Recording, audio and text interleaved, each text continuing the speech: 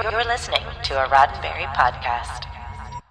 This episode of Mission Log is brought to you by listeners like you, supporters on Patreon. Join today at patreon.com/missionlog. This episode is also brought to you by Sluggo Cola, the drink of choice for the Ferengi Commerce Alliance. Sluggo Cola, it's the slimiest cola in the galaxy. Mission Log, a Roddenberry Star Trek podcast, episode 408, Prophet and Lace.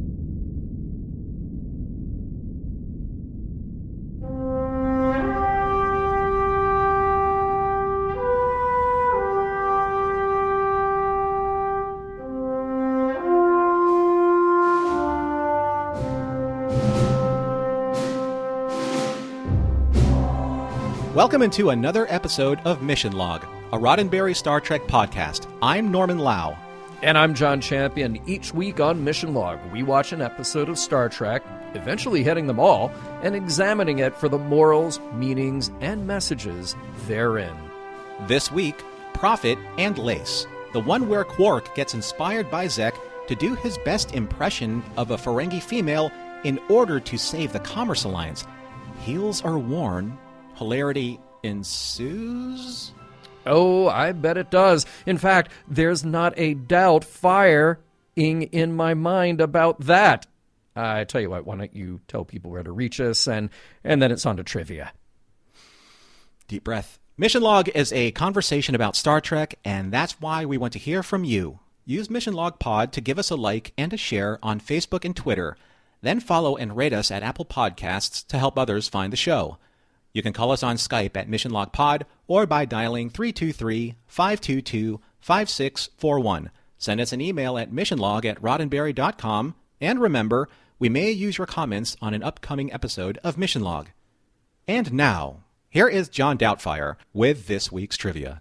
All right, well, thank you for that, Tootsie. Trivia for today's episode, Prophet and Lace. It was written by Ira Steven Behr and Hans Beimler, but as always, that's not the total picture. The writers had always been looking for ways to revisit what was happening on Ferenginar and where the Zek-Ishka relationship was going, and if we'd ever see some social progress. Rene Echevarria was the one who brought it up that Quark would probably end up in a dress, and thus it went. The episode was directed by Alexander Siddig. Remember that Sid directed one episode of DS9 so far. That was in Season 5 with another Quark-centric episode, Business as Usual. This episode is his second and final directing credit. Let's talk about our guest stars. Well, we welcome back Cecily Adams as Ishka/Moogie. Then there's the great Wallace Shawn as Zek. You've also got the ironically named Tiny Ron as Mehardu and his counterpart Uri Lash, played by Sylvain Cecile. Chase Masterson is here playing Lita again. And, of course, we have chameleon Jeffrey Combs playing Brunt, formerly Liquidator, now acting Grand Nagus. We do meet a couple of new characters, though. Working for Quark and bookending the episode is Allura, played by Simba Smith, sometimes just credited with her first name, Simba. She won a Miss Teen America pageant and then moved on to Star Search, where she won $100,000 and a launch into her acting career. She first appeared in the sitcom Blossom, then on to a number of TV guest roles and some impressive feature films as well. L.A. Confidential, Last Action Hero, Naked Gun 33 1/3, Beverly Hills Cop 3. She has other sci-fi TV credits, too, like Sarah Connor Chronicles and one other Trek appearance on Voyager. And finally, there is Ferengi Nilva, owner of Sluggo Cola, played by legendary comic actor Henry Gibson. Henry's breakout role was in the Jerry Lewis film The Nutty Professor, a part he was offered when Jerry was guest hosting The Tonight Show with Henry as a guest. The host loved the performer's demeanor and brought him into the movie. A long and diverse career followed, mostly in comedy, and he was a well-known regular on Rowan and Martin's Laugh-In, and he even brought a comedic edge to some of the more sinister roles he played, like the Illinois Nazi in the Blues Brothers. Later in his career, he had a recurring role on Boston Legal as a judge, and that was the final credit before his passing in 2009. Now, to me, one of the most interesting things about Henry is that Henry Gibson was a character he was playing. He was actually born James Bateman, but he and fellow actor and friend and roommate John Voight were working on a comedy routine about a couple of hillbillies. Voight bailed out. Henry kept it going in his character name, and the persona stuck. And that's what became his ticket to success.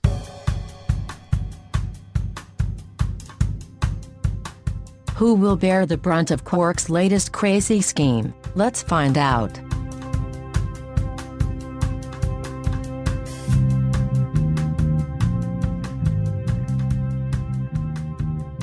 Prologue. It's employee review time at Quark's bar, and here's the proprietor himself heaping praise upon a relatively new Dabo girl named Allura. There's a catch, though. Quark is using this opportunity to pressure his employee into a little umox for fun and profit, as his book recommendation calls it. She's noticeably uncomfortable, and just before we can all let that discomfort settle in, Rom comes bounding in with some news. He can't reach Moogie, or anyone on Ferenginar for that matter. Nobody. Worried that it might mean the Dominion have taken over, the brothers go to Ops to get some help from the senior staff, but they don't see any sign of Dominion activity. Fortunately, just then, a Ferengi shuttle requests permission to dock. It's Grand Nagus Zek and Ishka, Quark and Rom's Moogie. Thank goodness they're alive, but they have some news. Zek decreed that Ferengi women can now wear clothes, which means they can work, which means they can earn profit. It's a very progressive policy, urged, of course, by Ishka. Rom is glad. Quark is appalled. In this time of social change, though, the Ferengi financial markets are in a tailspin. Communications are blacked out, and Zek has been deposed, temporarily replaced by Brunt, until such time the Ferengi Commerce Authority confirms him, which is 3 days from now. Act 1. Zek and Ishka make their temporary home on DS9 while Zek breaks the plan to Quark. They'll invite other commissioners from the FCA to meet here on the station, and then Ishka will somehow win them over with her keen business sense, and then Zek will be reinstated. The invitations go out, all 432 of them, and there are no takers, except one. Nilva is the commissioner who is the head of Sluggo Cola, popular among Ferengi for over 300 years. He's traditional, but also influential. He might be able to change some minds, if Ishka can convince him. Before they can make their plans, though, an uninvited visitor shows up on DS9 to thwart their plans. Acting Grand Nagus, Brunt. Act 2. Brunt is full of himself, of course, not moved one bit by being a part of the daring rescue when Ishka was captured by the Dominion. Zek regrets reinstating him at all, and now Brunt smugly asks for a Sluggo Cola from the bar, then declines it because he's sure Nilva will offer him, the future Grand Nagus, all the Sluggo he can drink. Oh yeah, Brunt even knows about Nilva's meeting because... But when Quark can no longer take Brunt's condescension or threat to turn him into a pauper, he kicks him out of the bar. Quark, despondent in his quarters, is visited by Moogie. She's trying to get him to go back to the bar, play a game of Tongo as Zek, and just stop being so miserable. But Quark is only moved to frustration with his mother. Her feminine wiles have changed Zek, uprooted the Ferengi economy, and disrupted the entire Ferengi way of life. He's embarrassed, furious, and just wants things to be the way they were, the way they always have been.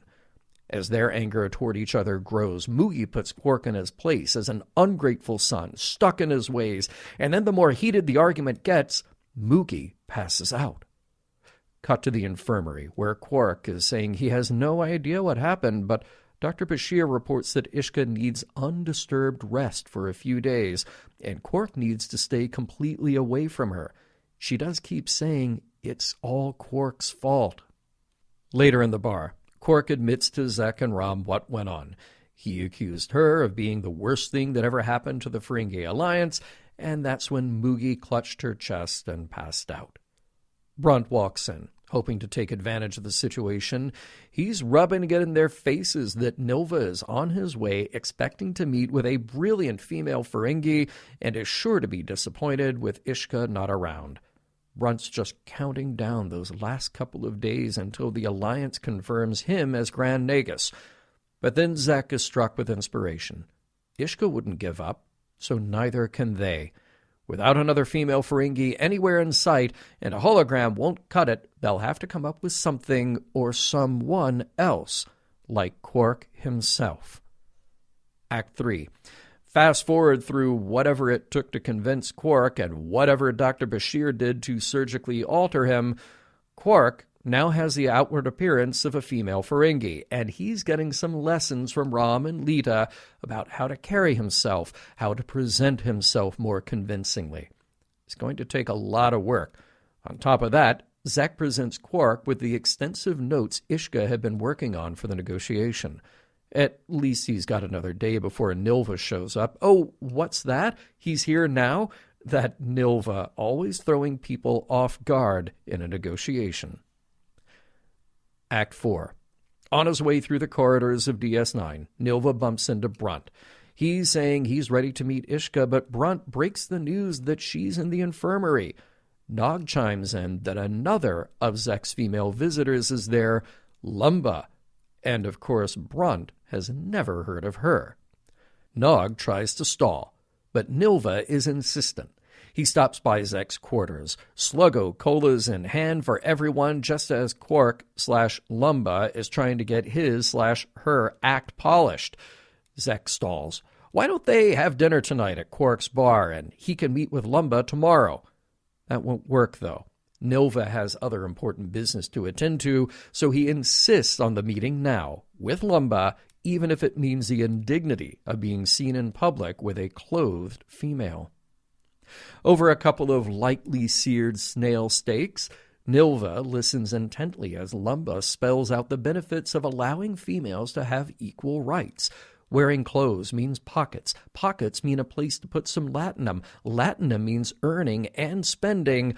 Why not add half the population into the Ferengi economy? Lumba goes one better. She'll even help Nilva increase sales of Sluggo Cola with some clever marketing to appeal to the female audience.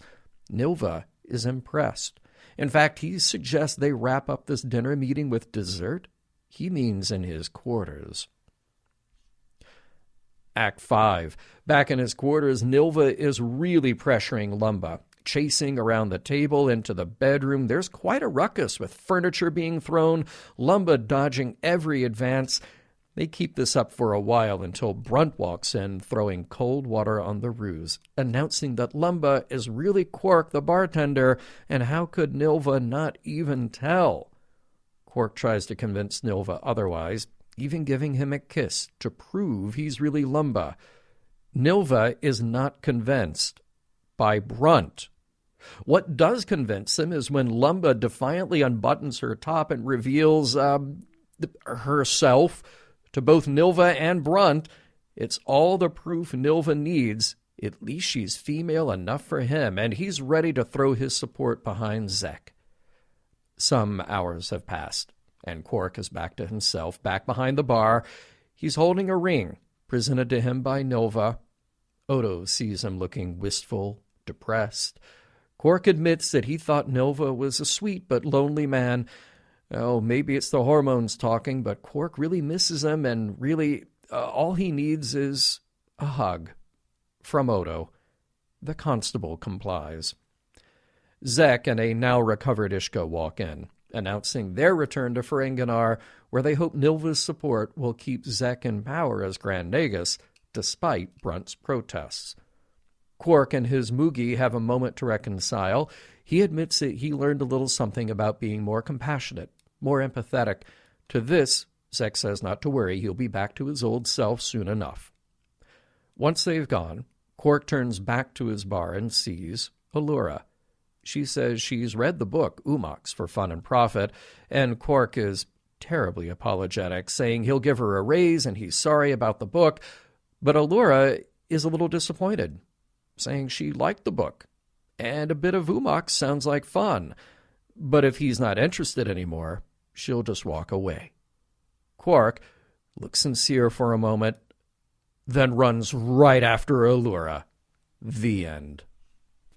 You know, John, it's time for your review, and I just want to let you know that you've been really nice to pretty much everybody, our guest stars and other podcasters that have come on the show. I know that maybe you could be a little bit nicer to me, so I have a book for you. It's called Podcasting and Petting. So I really want you to read this and see if you can assuage some of my hurt feelings. Yeah, that's what it's all about, right? Yeah, hurt feelings and then fun approach. Oh, I know where this leads, Norman. I know where this leads, and it's not a good place. So the cringe that you just instilled is the same cringe that I felt in that opening between Quark and Allura. Yeah. And look, even from the beginning, even before getting through the episode and rewatching it a few times, we know they're setting up a scene for some payoff later. I get that. I know that Quark has been and will continue to be very Ferengi and just this side of being a total criminal. But this moment, well, okay, let's see if he learns anything from it, shall we? Yeah, the bookend is a little heavy-handed because we know from the last couple of episodes that Quark has started to trend a certain way. Yeah.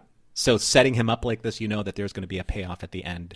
But is there really a payoff? But is there, and maybe we'll come back around to it, but I question if there is, because they started the scene with that sweet, genuine moment, and where, oh, look, he's learned something. He's backing down. But then when she counters and he just like, oh, I'm back to my old self again, it's almost like freeze frame slap on the back in a really cringy way. And yeah, we can say that she read this and she was consenting, but she only read it because he forced her with the threat of her job. And that is cringe-tastic. Yeah. I guess, Ferengi, if for anything, they are consistent. Yeah. There you go. Culturally consistent. So you have Quark's Bar and Grill, you have the gaming house and Hollow Suite Arcade. His establishment's title just gets longer and longer and longer, and now I guess you can add House of Harassment. Yeah, hey, welcome. Come on down to Quark's House of Harassment, where you will get harassed. No question. You just will be. Just wait your turn. Oh, man. All right. Now, speaking of great lines, a Dominion invasion of Ferenginar, think of the terrible repercussions. I cannot think of any. All right. Not only is it Worf just delivering the perfect one-liner, I love that you can barely even see him in the shot. It's just, it moves by so fast. He's way in the background. You saw him in the establishing shot before, but you just hear it. He just zoom right past that joke. Love it. Oh, yeah. It's like Worf goes, bam. We haven't seen much of him. Yep. But he comes roaring back. Just when you think that he's on the ropes, he just comes in with this right hook. Can you? He is. Can you imagine, like, you get the script that week. You're Michael Dorn. You look at it, you just go like, I only have to work one day this week. I'm doing one line, and then I'm done. But my line is the best line in the episode. I'll tell you what. When it comes to pound for pound contractual obligations. That was the one in this episode. Yes, they had Odo in it at the end, but it didn't make the impact that Worf did. It is best line in the episode by far. Yeah. And just when you think that Zek is setting up like this change, he's like being a little bit more progressive, then he takes a look at Lita. And again, the Ferengi, if for anything, they are culturally consistent. She doesn't look broke to me. Yeah. Yikes.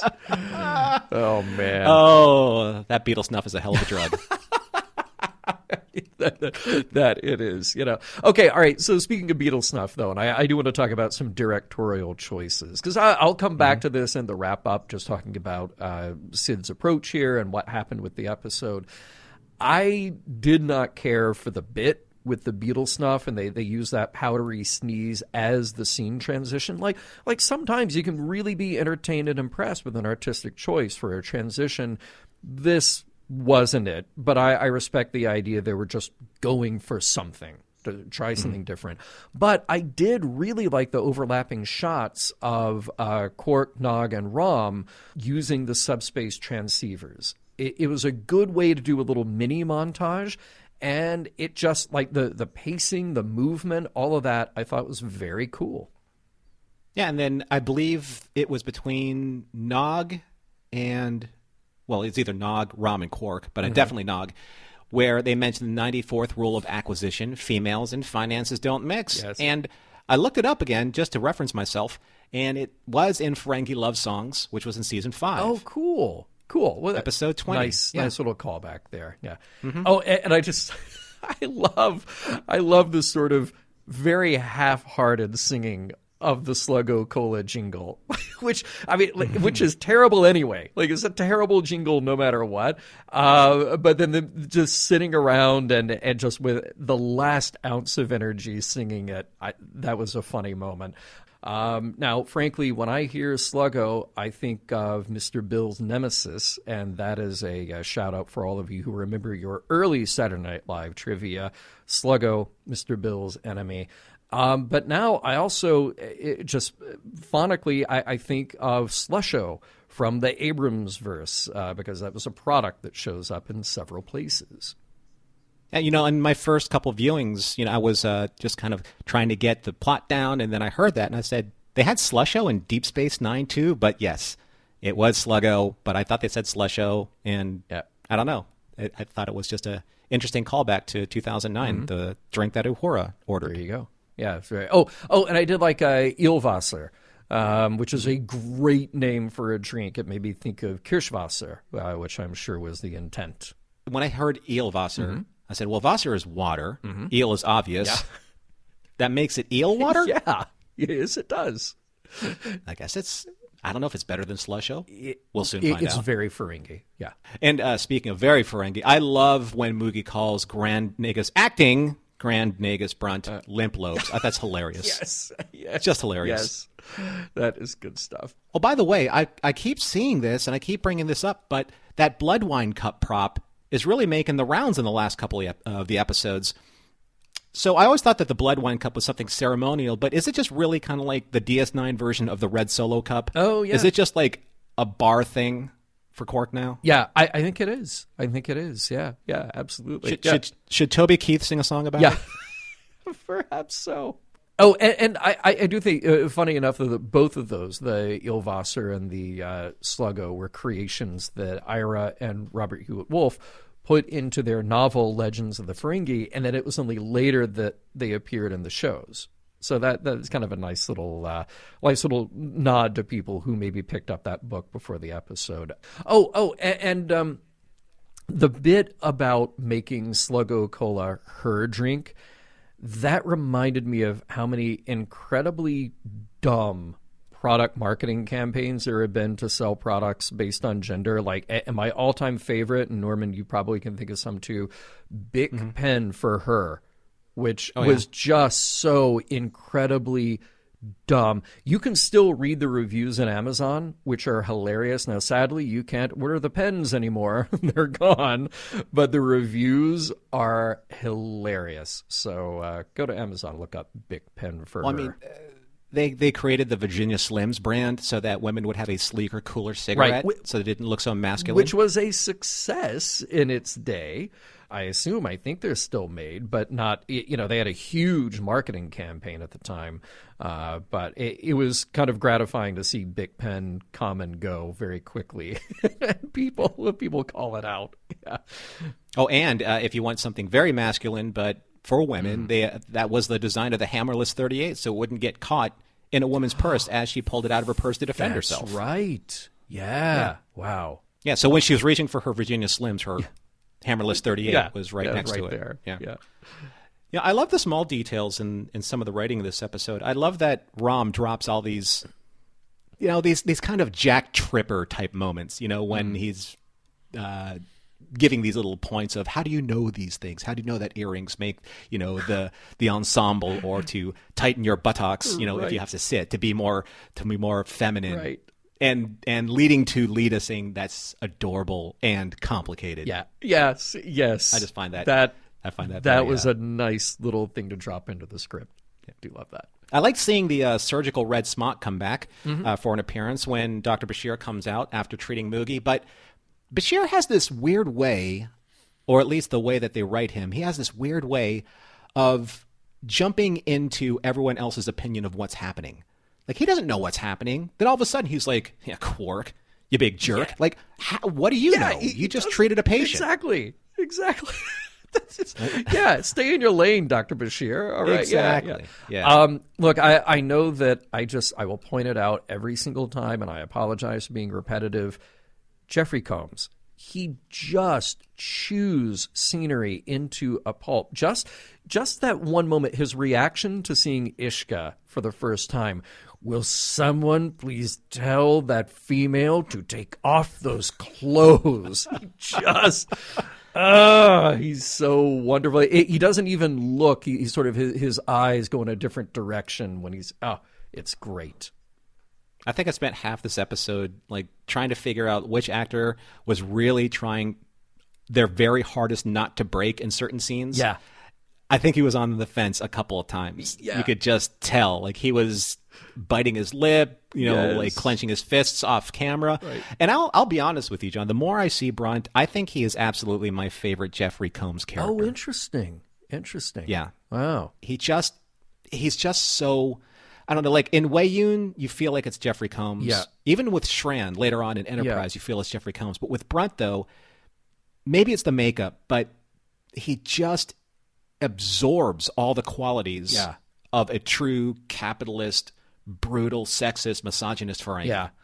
That's pretty much it. Yeah.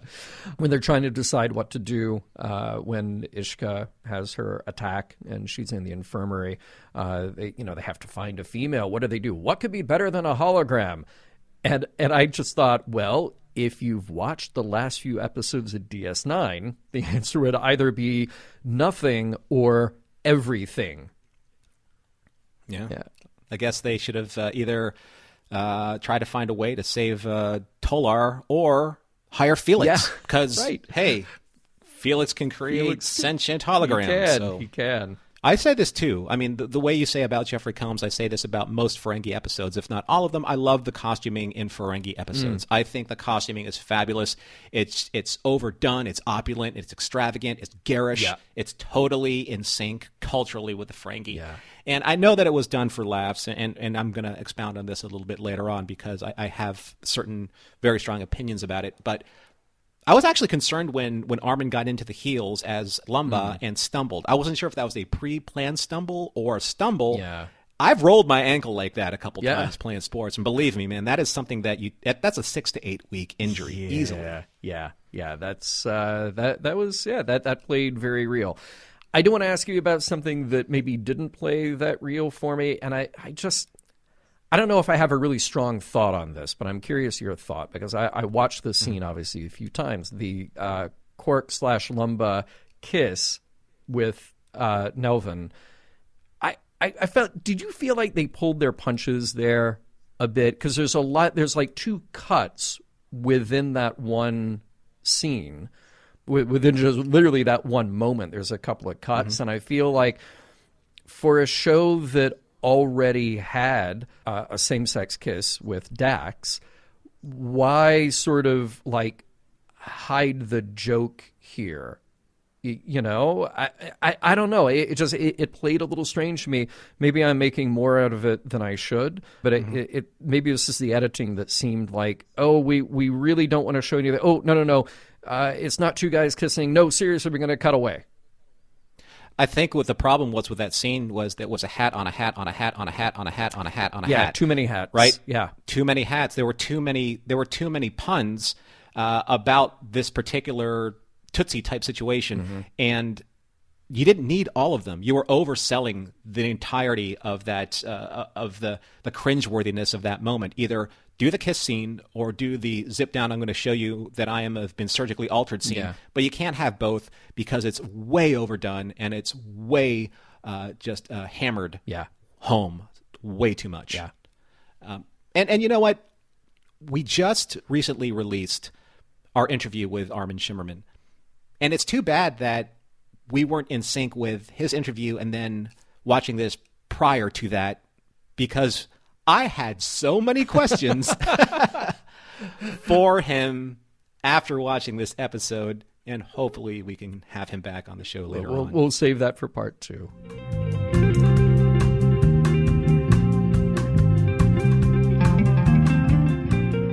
Okay, everybody, eyes and ears up here. Let's see what John and Norman made of this story.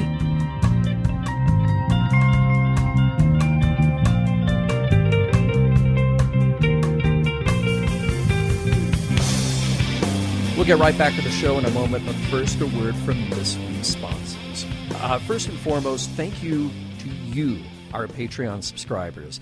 You have not only helped support the show, but you've helped us build a community online through our Discord, through our Patreon page, and it is exciting to go there every day and have a chat about Star Trek, about our lives, about what's coming up on Star Trek, about really anything under the sun. And thank you, Norm, for even setting up a food and beverage channel for me because, well, of course that had to happen. I think that's probably our most popular channel on Discord. And why not? Because we're all human beings. We all have to talk about the one thing we all have in common. Then that's delicious food.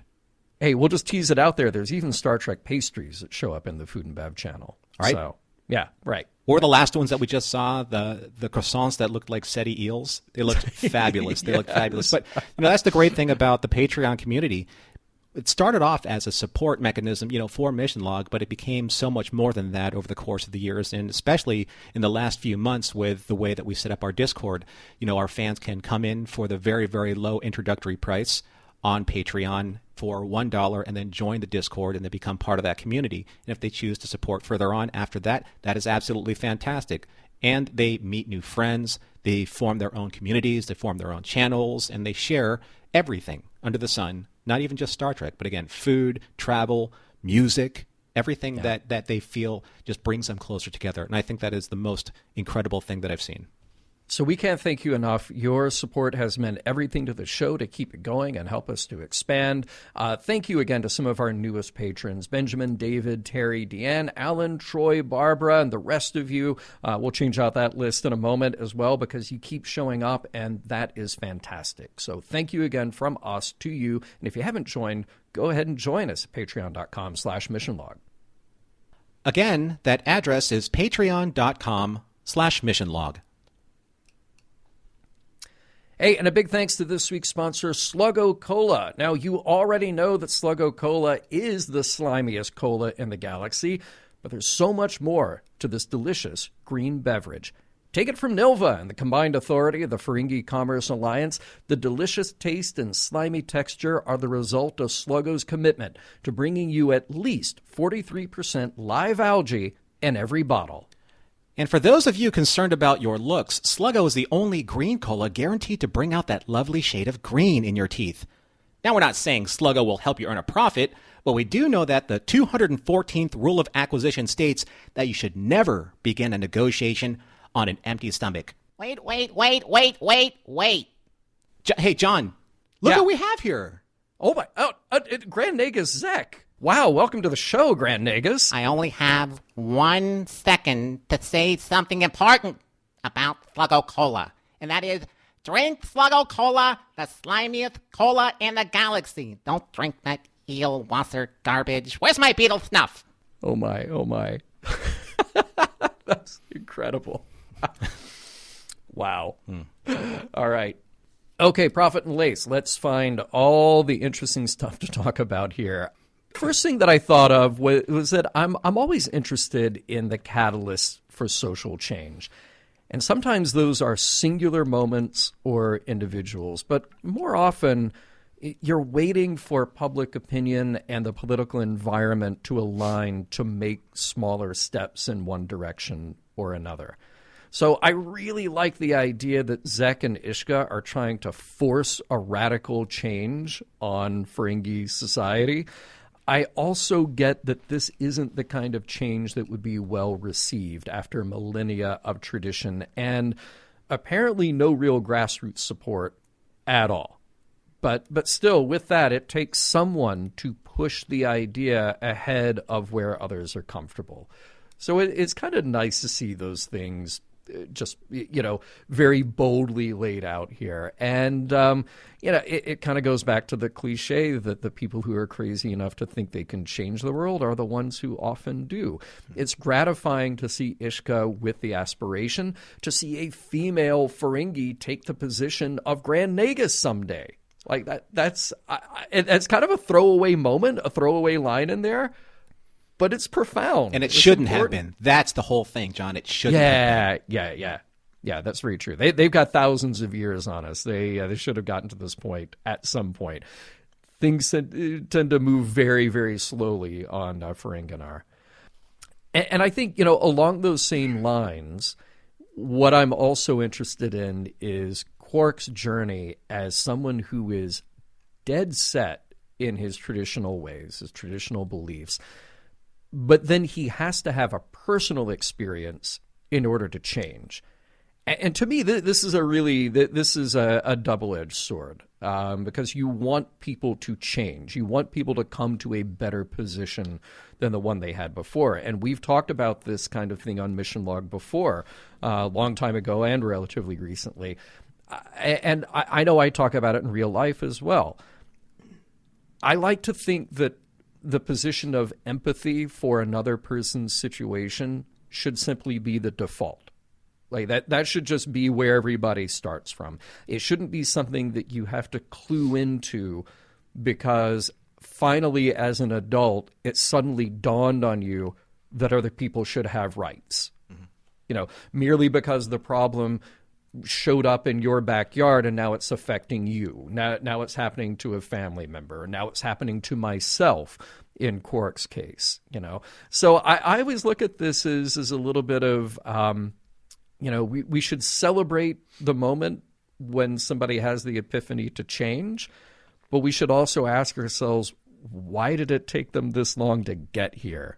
Why did it have to be something that directly affected you?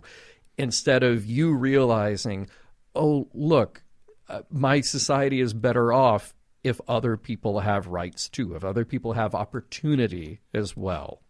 I think the troubling thing here with Quark and the way that they wrote him into a corner in this episode, in the last few episodes, we really got to see Quark evolve in certain specific ways, especially the Ferengi-focused episodes. There was that scene in Valiant when Quark was confessing in a way to Odo about how Dax, who he is falling in love with or is infatuated with, being a female, is doing work that is beneath her station. So that was a learning moment, a moment of growth for Quark, the same way that he was propping her up in the Tongo game against Bashir. Why go backwards from those two instances, or from the instances from the other Ferengi episode, like Magnificent Ferengi? Why go back to this hardline traditionalist Ferengi and only make him the character in this episode that is he's kind of like the antithetical argument, of why Ferengi can't move forward culturally with Ishka and women and becoming part of society. And if we're being generous with kind of the idea there, because we have seen so much growth from Quark, is there a situation where he kind of, corrects himself, or he's around other Ferengis, so he feels like, oh, I have to act this way. I have to put on this face of reverting to my much more traditional, Ferengi fundamentals, or else I will be looked upon as something less than Ferengi when I'm around them. But, look, I realize that we're dealing with an episode that is basically a farce, and you have to push a character super far in that farce in order for them to do anything. Mm-hmm. You do wonder, if this was something important to the writers, to Ira and Hans, we need to push Ferengi society forward. We can't just keep doing the same thing over and over again where the females have to be naked and it's only the men who have the right to earn a profit, etc. Is there a better or different way to get Quark to come to that realization? Because Rom's already on his way. Right. Rom is super on his way. He loves and respects Moogie. Mm-hmm. And obviously he and Lita have a very functional relationship that isn't in any way him subjugating her. Right. So, yeah. So I get having Quark in that role to present some contrast and giving him some opportunity for growth. But we have seen growth from Quark, and I just have to wonder, do you actually have to go that far to get him to truly come around? And then in the end, does he truly come around? Because they keep trying to play it off. Well, it's just the hormones. Well, he's really back to his lecherous self again. I guess it comes back to why tell this story in the first place, because the only way to push Quark in a certain way is to create something completely farcical about a very serious situation, a very serious idea. So in order for them to push his story forward, they have to comedically take a lot of very sensitive topics and present those in such a way where it makes it so that Quark clowns about the fact that there are very important issues that have affected him, that have affected his character's growth. But at the same time, though, they're done so in a way where I guess the audience doesn't really take it seriously because of the way it was handled, because of his gender swapping operation, because of the way that he handled himself as a woman, because of the way that relationship went completely sideways in Nilva's quarters, and so on and so forth. I think that they lost a huge opportunity here to actually craft a better narrative aside from going for the low-hanging fruit, that easy comedic trope. Yep. I think we're going to come back to exactly that same idea. And I do want to talk a little bit about just how they chose to tell the story, because and let me preface this a little bit with something just occurred to me. You know, when we're talking about how this episode looks, how it plays, we're essentially talking about a drag performance. And there are positive and negative uses of drag in pop culture and in entertainment. And it's a very different thing now than it was 25 years ago, and certainly more than it was 50 years ago. And if you go way back, you know, you've got hundreds of years, centuries of examples of men playing the female parts in plays, you know. So there's a lot of traditional stuff mixed up here, but, you know, we land at this point in 1998 with Armin playing Quark in drag doing this bit. But the other part of it here that needs to be spelled out, because it's not something that I really spent any time in my notes on, is we make very short shrift of this thing with Quark actually going through a surgical transformation. And we're not given a lot of detail on that.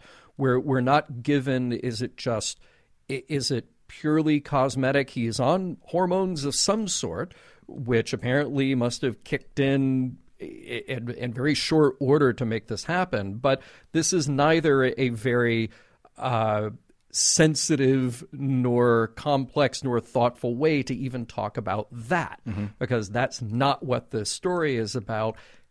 And that's where I'm having a problem with the way it's portrayed. And again, always with this episode and always with Star Trek, trying to be generous with the idea of what they were trying to accomplish.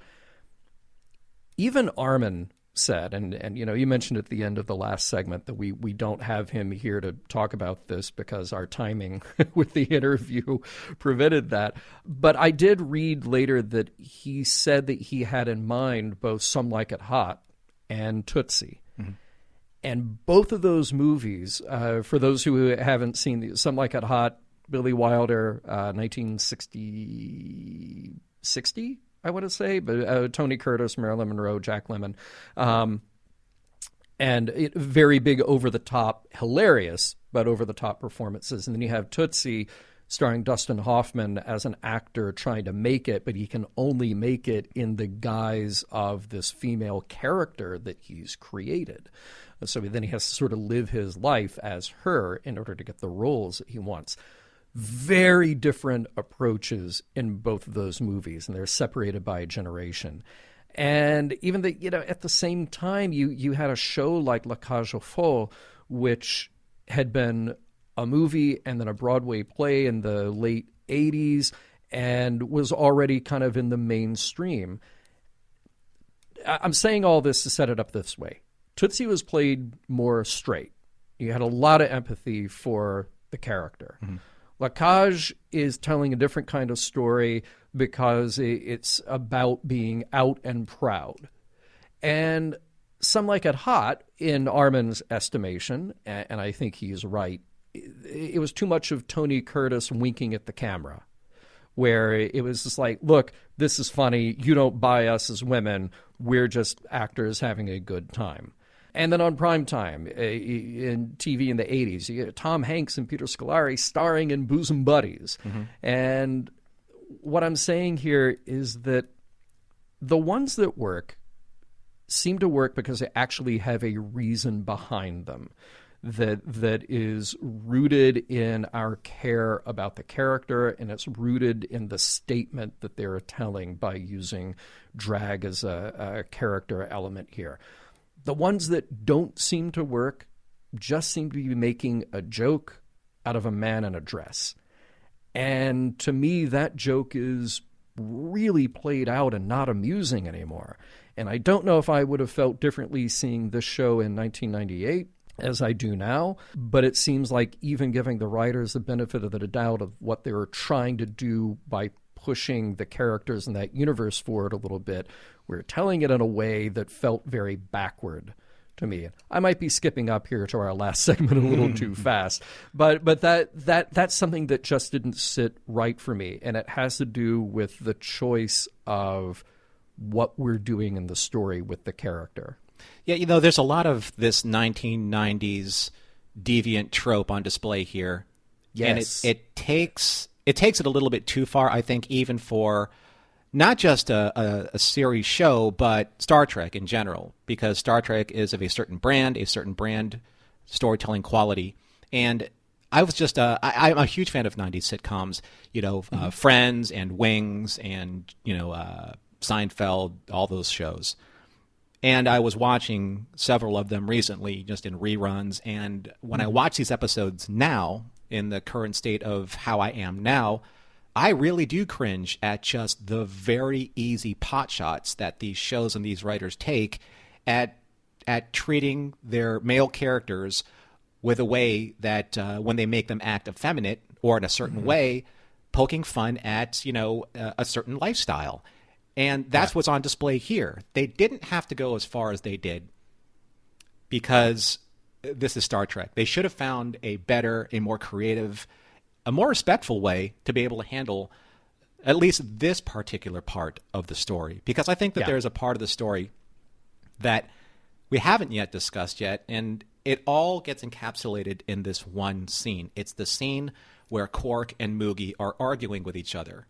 And Quark is basically telling that Moogie is the sole reason for the entirety of the Ferengi culture to implode, because she's whispering things in Zek's ear, because she's puppet mastering him with her feminine wiles, with her feminism, with things like equality for females. And then Ishka says, "What's wrong with that?" And Quark said, before he met you, I'm paraphrasing here because there's a lot of dialogue, before he met you, Moogie, he was the richest, most powerful Ferengi alive, and now he's just a puppet, and you're making him dance to your evil feminist tune. Wow, I don't even know where to start with that. Those are some powerful bits of dialogue that reveal so much, and that seems to then have become the lesser part of the story. you know? So it's just like, well, now we just skip to the part where we humiliate Quark and then tie it all up with a bow, you know? That I feel like those were moments, those were lines that truly should have been the heart of any sort of personal growth, but they didn't go with that. And let me ask you this. So that's the scene that is actually at the heart of what's going on here. Mm-hmm. But they undermine that by just playing up all this nonsense about Quark trying to be feminine, and it comes across as, at best ham-fisted, at worst incredibly misogynistic and backward. Let me ask you, because I referenced it in the last segment, do they undermine the Quark and Allura friendship, relationship, employee-employer relationship at the end? Do they undermine what they set up there? Again, trying to be generous with intent. We had a setup of sexual harassment, no matter how you slice it. Right. But then they decide at the end, well, we'll just throw him a twist. Okay, but then Quark is actually going to chase her down to get his Umox. And that still does not sit right with me. Not because they can't be consenting, not because she can't perfectly well have been intrigued by Umox, but they are still employee-employer, and they are still there under that pretense because he harassed her into reading this. He threatened her job and her livelihood, and that's what got her into that position. So I'm not buying it either way. And to me, yeah, I posed the question, but I just answered it. Do they undermine what they set up there? And yes, because again, going for the easy joke, they had him chase her down instead of being the bigger person and saying, no, I can't do this. And I'm sorry I even brought it up. Yeah, I think they do. And I think that if we cared about Allura's character more, if we've seen her in other episodes, and we, like we said before, that this show has an incredibly deep bench. And if it were Lita, yeah, we would be completely appalled. We should still be appalled because it is sexual harassment. But at the same time, though, and I can hear listeners responding to what we're saying about this particular topic, some people may see it as just, hey, it's science fiction. Is there really sexual harassment with aliens? I would say yes. I'm looking at it from my point of view as a man of the 21st century and understanding how these relationships, these abusive dynamics are in the workplace, because as a manager of people, I have had to step into or in between these types of situations.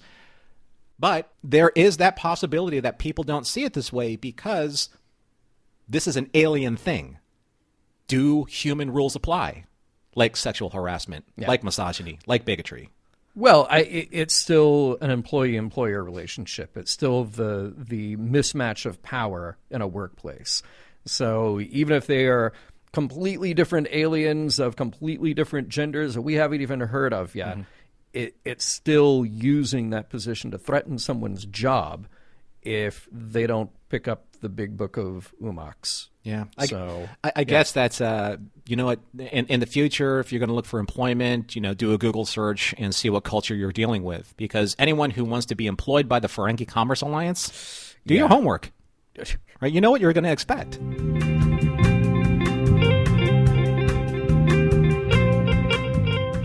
This episode is starting to make me wish I had an update about Chief O'Brien's pants for you.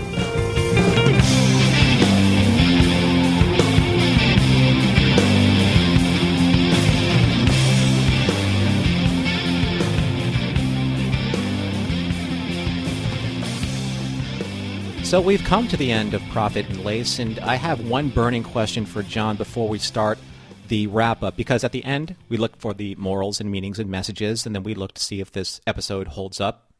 Before we get to the episode holds up, which is the first part of our wrap-up, John, did you read Podcasting and Petting? I just want to know. Because, we still have to resolve that. I still feel that there's some unresolved issue in our dynamic here. Look, I read it. I read it between segments, and I'm not into it. I'm not into it. I'm going to have to decline. I'm so sorry. Yeah. We're talking about the book and the episode. Oh, the book. The book. Okay. Yeah. right. Now, the episode is different. Now, the episode we can get into here, and I can be much more forthcoming with my opinions there. So I kind of use the same phrase in the last segment, if we're being generous. And if is doing some heavy lifting here. It's one of those episodes for me where you give the benefit of the doubt to the writers for their concept and their intent. They wanted to do comedy, and they wanted to do something with Moogie, and they wanted to do something that pushed the Ferengi forward a bit. And look, even though Star Trek traditionally has had a tough time with comedy, I still respect it when they try to break the mold. I mean, they've got hundreds and hundreds of hours of content to deal with in this huge universe where Trek takes place, so you have to find new and interesting ways to tell your story. So we know what they were trying to do, and we know their intentions weren't completely boneheaded, and yet we have this. And look, not all of them can be winners, folks, and to me, this is one of those that is not a winner. I think the biggest problems with this episode, the whole thing, particularly in retrospect, comes across as this insensitive, sexist comedy full of stereotypes. And that honestly, that's the worst part of it. You know, the writers here just seem to be going for the obvious, easy, and totally played out jokes. You called it, Norman, the low-hanging fruit. And that's where it's frustrating, because I think you can do comedy.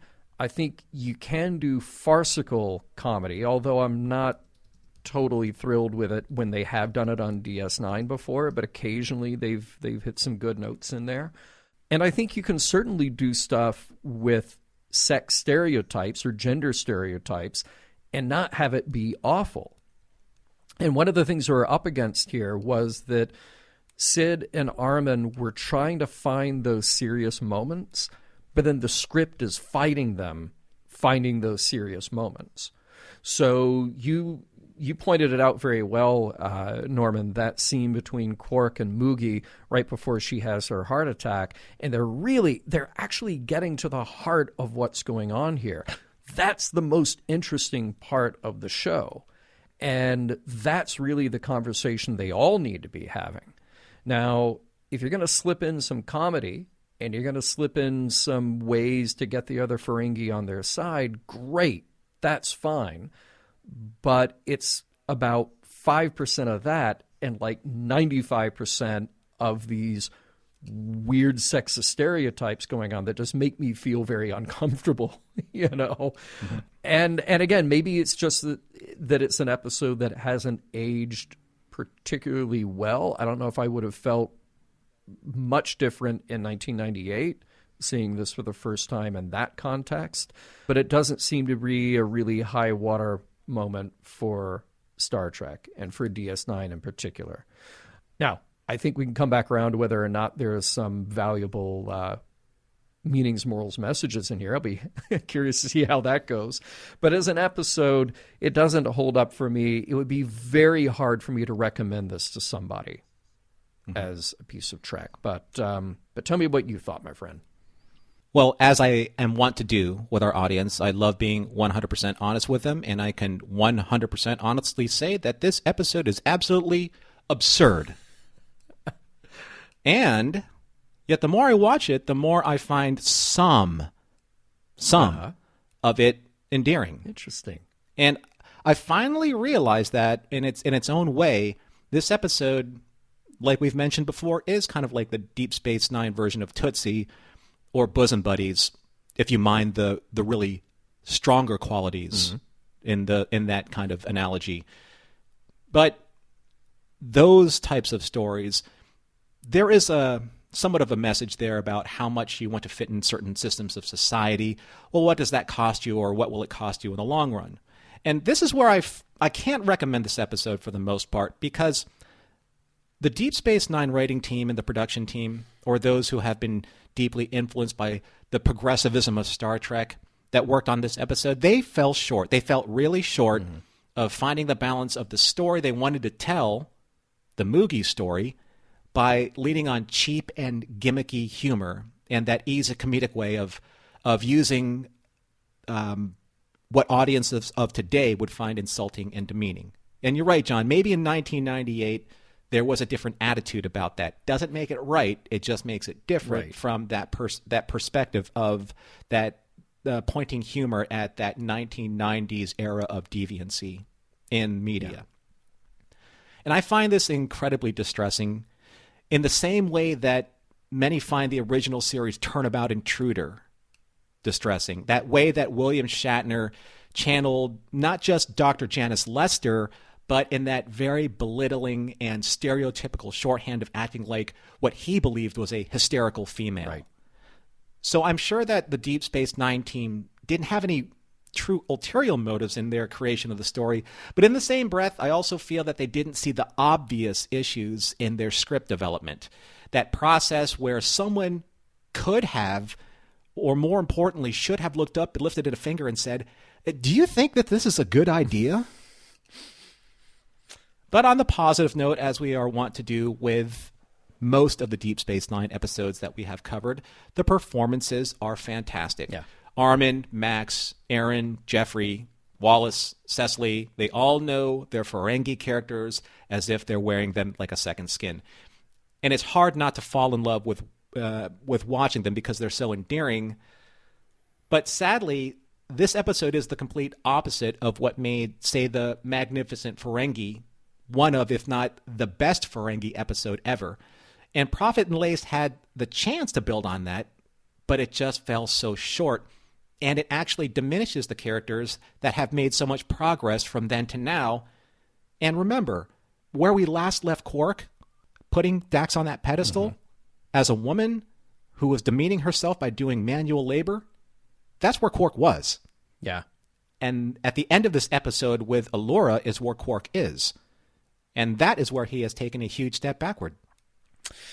Yeah, that's so unfortunate about this episode. And I think there are many reasons why this one will never go down in history as one of Star Trek's great moments. But I do, again, I want to give the writers the benefit of the doubt. I always assume that people in a production are still trying to make the best production that they can.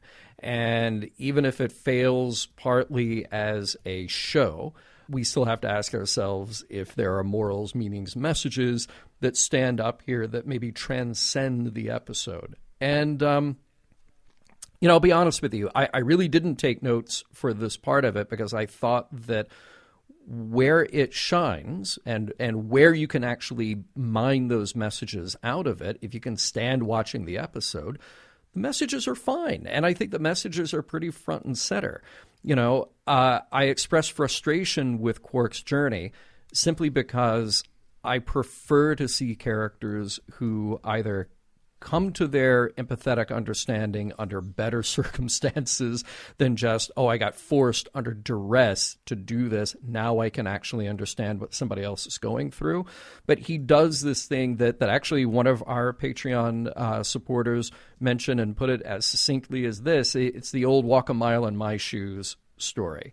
And in this case, it happens to be some heels that Quark is wearing. He actually has to go through the experience of being female in the eyes of these other Ferengi to get some clue as to what his mother has gone through and why these changes are important. And yeah, I can say as much as I want that the default position that human beings should have, and again, the Ferengi here representing a certain aspect of humanity, should be that we automatically have the needs of others in our minds and we automatically have an empathetic position toward them. But if we don't, there is this way of experiencing what someone else has experienced in order to gain new perspective. And that's what Quark does. I think the only problem here is that we undermine that by him going back to his old ways at the end. And those are very old ways because those old ways predate the things, Norman, that you pointed out. The other thing here that I think is not necessarily a message, but it's kind of a fun way to look at the episode is how progress, societal, social, even the sort of, business progress, whatever, can come in some very strange ways. And it might be that crazy idea. It might be the person, the iconoclast who has the unpopular idea that actually needs to be explored and that actually needs to be embraced and fleshed out a bit, because there are benefits for others along the way. It's amazing to me that Ferengi for thousands of years would not have seen the potential of profit from literally half of their population. But if what it takes is one person with a vision, and that person being able to bend the rather large, aged lobes of Grand Nagus Zek to make others hear that vision, fine. That's what it takes.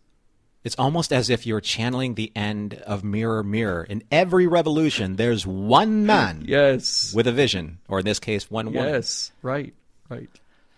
Oppression or oppressiveness of any kind is absurd. Yeah. Absolutely ridiculous. It culturally, religiously, morally, or politically, socially, sexually, however you want to slice it, the self-proclaimed right to demean or subvert or impose any tyrannical force upon someone's freedom, that freedom that enriches their lives, in their relationships or their careers, any influence that gives their lives a fuller meaning, is one of the driving forces that Star Trek has always championed.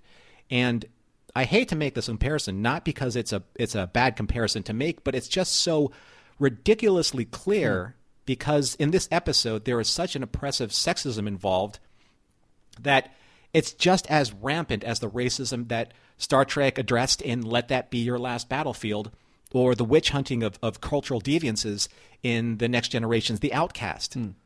Now, I know that at times this episode was incredibly clumsy and clunky and obvious in its attempt to couch an important message with ridiculously problematic execution. But I'm trying to stay positive on our mission statement, and I do believe that if you kind of sideline the narrative problems and the execution in this episode and, let's just call it what it is, the overt use of the sexism and the sexualization and the misrepresentation of personal choices and lifestyles. Yes, all of that is antithetical to Star Trek. It's off-brand. Yeah. But if you pay attention to what they were trying to do, that nugget of an idea where Moogie could have been the one that could have created an entirely new society for the Ferengi culture and changed the entire fabric of their future, then there was a good moral meaning and message to be mined there, but it was really, really hard to find. Or at least when you found it, there was nothing left in that episode to support it. And I knew that this episode would go this way because at the very beginning, Quark's story was so telegraphed in the way that he sexually harassed Alora that the only way that you can wrap this story up is to not wrap it up, because Quark didn't learn anything from the entire process, because this wasn't really his story. It was Moogie's story. It was the story of the Ferengi that could have been. So, in other words, capitalism is seen through the cultural stylings of the Ferengi feels like to the female population of the 53.5% it is so willing to exploit for greater profits. Now, how's that for progress? We will leave our listeners with exactly that question. Mission Log is produced by Roddenberry Entertainment. Executive producer, Rod Roddenberry. Our website and your opportunity to comment and connect with us is missionlogpodcast.com. If you'd like to support Mission Log directly, you can do so at patreon.com/missionlog. And for more Star Trek news and discussion, be sure to visit trekmovie.com. On the next Mission Log, Time's Orphan.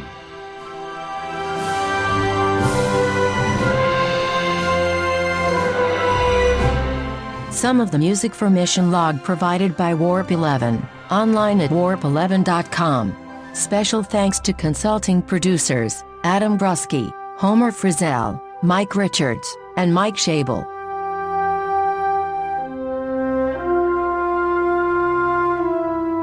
Anyone else miss the good old days of Red Squad? Asking for a friend.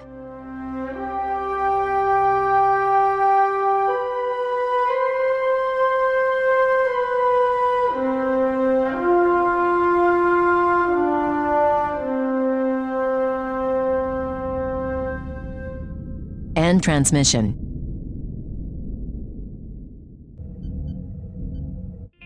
This is a Roddenberry podcast. For more great podcasts, visit podcast.roddenberry.com.